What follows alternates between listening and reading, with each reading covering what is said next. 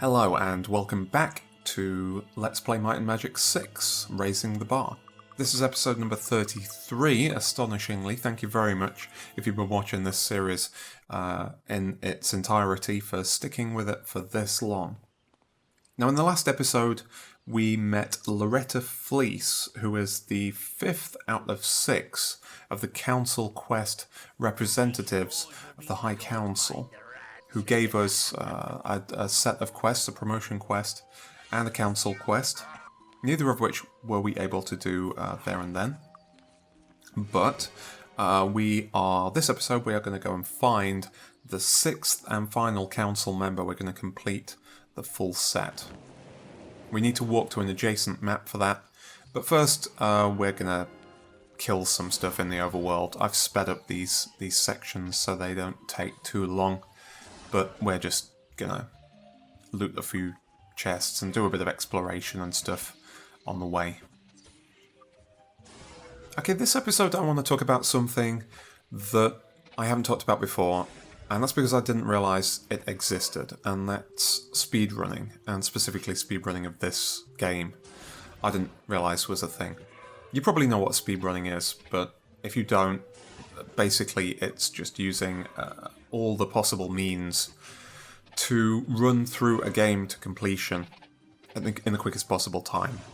And all possible means, usually that means that the exploitation of bugs and glitches in the game, as well as map shortcuts and things. Even in cases where the game is linear, as most of the speedruns that I've ever watched have been done on linear games, these things are just astonishing. They're so mind-blowing. They have a really incredible degree of optimization put into them to just shave as many seconds as possible off the final result. But in a game like this, which is very open and in which things can be done in an absolute multitude of orders, I was really, really surprised that this was possible to speedrun. Well, everything is possible to speedrun, but that people were investing real time in this. But, in fact, they are, and there are a few speedruns of this game on YouTube. And there was the reason that I became aware of this is I saw someone called CapnClever trying to speedrun this and stream his attempts on Twitch. He's actually set what I think is the current record for speedrunning this game to the good ending, which is 26 minutes and 40 seconds. I'll put a link in the description to the video of his highlight on Twitch that did that. There's a few different requirements involved in getting the good ending, and he hits all of them and has figured out a really optimal order in which to do it. But even that's a time that he thinks can be improved upon.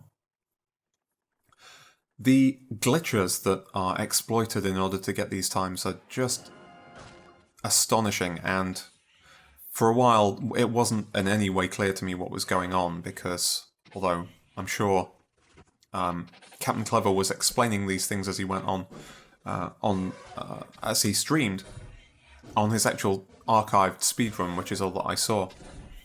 Ultimately, he doesn't go to he's concentrating on speed, so he's not going to any particular lengths to explain what's going on. He's trying to set the record. But I did find a speedrun on YouTube that explained what happened at the start of these speedruns that was completely confusing to me just watching it, because what you see is character creation and then very quick death, and then reloading a game or starting a new game, and then the character is like right down on the ground, has no height, and at that point the party can just like clip through walls and doorways and things. It's a glitch which just allows much freer movement. The characters can't even be hit, apparently, or it's very difficult for the characters to be hit by ranged weapons. This is one of the there are several glitches involved in pulling off these rapid speedruns, but this one, right at the start, is apparently the thing that makes the fast times like 2640 even possible. I did find a speedrun on YouTube. In the description of that speedrun is a description of this glitch, an explanation of what's happening in this glitch. So it has just become a little more clear to me. Let's see what he says. This is from a speedrun 3231 by someone called FreeChips1 in November 2014. He writes, or she, I suppose, the very first thing that happens in the run is a version-specific glitch that exploits the existence of a 5th character slot. You can swap characters by holding control and clicking. However, if all your guys are on cooldown and you try to swap them, then you end up swapping in a strange new character. The interesting thing about him is that his stats, conditions, inventory, etc. all correspond to certain memory addresses that the game uses. This lets us manipulate memory. Unfortunately, it isn't really useful most of the time except for shrinking the party hitbox. When you swap a normal character into the 5th slot, it writes to memory, placing your party in the exact middle of New Sorpigal, stuck in place and with a point hitbox, as in a hitbox without dimensions. In order to be able to move, I have to die. I can either do this by waiting for the convenient nearby goblins to kill me, or by swapping each of my characters into the 5th slot, which is much faster. Once I respawn, I just put the Nameless Knight back into the 5th slot and then start a new game because the hitbox effect persists into new games. Having such a small hitbox is incredibly useful. It lets me clip under any door that opens vertically underneath buildings in the overworld and through some completely solid walls, floors and ceilings. It also makes it very difficult for monsters to hit me with ranged attacks. This is the main reason that this run is almost 10 minutes faster than the segmented run on SDA. Once my party has been generated, I spawn a New Sorpigal with a small hitbox and also a completely blue colour palette. Technically I could play through just fine with it, but that's dumb, so I get rid of it by saving and restarting the entire game. And then there's, well, he says, but wait, there's more. When you swap a character out of the 5th slot, they are given a number of skill points equal to the current game seconds value between 0 and 60. By timing the swap back, I can give the druid a lot of skill points at the very beginning of the game. Unfortunately, it kills him, but that's not too bad as there's the temple nearby. There is one caveat: the 5th character slot glitch will crash your game if you have completed any quests, so it can only be used at the very start of the run. That's the degree of exploitation of bugs. I mean, I don't know how this stuff even ever got worked out, but that's the degree to which people go to speedrun games. It blows my mind that this sort of thing happens, that people have gone to lengths to figure this out and figure out that the game is still completable even in this glitched state. I love speedruns. They're just the ingenuity that gets piled into these things in order to gain, well, really nothing but kudos is just it just absolutely amazes me. It's voodoo. It's black magic, and I found it incredibly impressive. 2640, I think CapnClever's is the world record. At least I couldn't find a faster one. I don't know if there's a database out there that keeps records of these things. For reference, that's quite a bit shorter than the first episode of this series, which I don't think even got us out of New Sorpigal. So it's a very, very different way to play a game than we are used to. Thank you very much.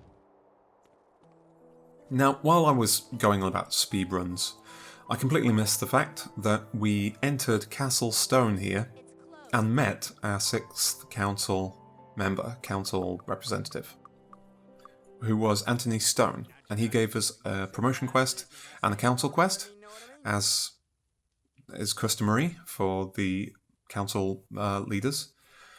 Our council quest was to arrest the Prince of Thieves, who is someone we've heard of before on letters and things, seems to leave a bit of a shadow.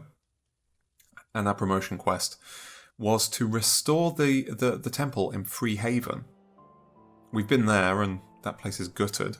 Apparently how we do this is we've got to put a certain... two certain kinds of NPC in our party and go there and put them to work restoring the thing. That means we're going to have to give up our good NPCs and then hope to find and recruit similar ones on the other side, which is not ideal. I didn't realise that that was coming. If I had, maybe I wouldn't have put quite so much effort into searching and scanning the crowds for How are you? the exact particular kinds of NPC that we were after. But it, you know, I'll just do that between episodes or something. We can find a banker and whoever the other character we have is. I don't even remember. Once we've done the Free Haven thing. So let's look at the list of council quests now, and here you can see we now have no question marks left. We've got all 6 have been located. And the same for promotion quests, although we still have quite a lot left to do. Okay, there is a fountain over here which gives us a nice buff. Gives us a plus 10 level buff temporarily, which elevates many of our skills and things to higher levels. We're going to head over here to a dungeon which is just outside of town, but first we have to kill a bit of a horde of well, women in sort of boob plate armor, actually. These are called Magyars. Strange name, so I looked it up. And it's no less confusing when you know what it means, because Magyar is another word for Hungarians. So apparently we are fighting Hungarian women here. No fantasy connotation to the word as far as I can tell. But yeah, I don't know where that came from. Well, Hungary, I suppose. But they look cold, so we're attempting to warm them up with some electric sparks and fireballs and things, because they are plainly underdressed. Actually, I say they're underdressed, but they do actually have one full-length sleeve glove thing on their left arm, so presumably it's all but their left arm that's cold. That's fine. We will also be fighting in a moment. Flock, I guess, would be the collective noun of harpies.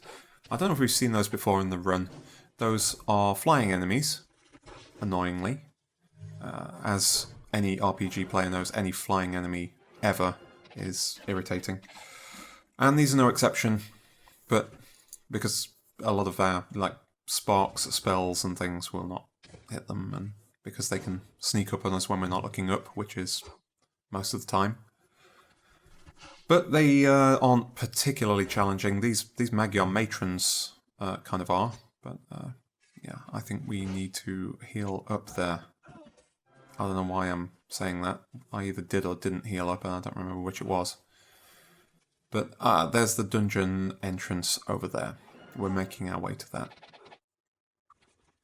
I forget what the name of this town is, or what the map that we're on. Oh no, we're on the same map as there's another castle. There's another castle on the other side of these mountains that we have already been to. It's all one map. I think it's the Frozen Highlands, and it was Eric von Stromgard was on the castle on the other side. So this, by coming out of this map to look for council members, we actually made a bit of a mistake, because there were 2 on this map. It's the only one with 2.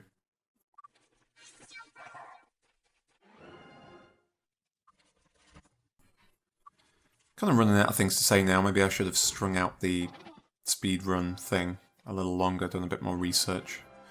But I think mere mortals probably can't understand the things that go on in most speedruns. Even reading out that description earlier, I'm not really any the wiser as to how that would be exploitable. It's kind of a different language, and you're really getting almost close to the bare metal in some cases with that memory glitch where you're literally modifying values in memory in order to glitch your character's hitboxes to 0 height.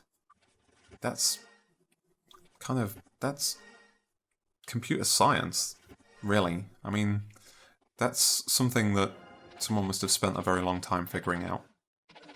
Fortunately, they shared their knowledge, and speedrunners now exploit that bug routinely, it seems.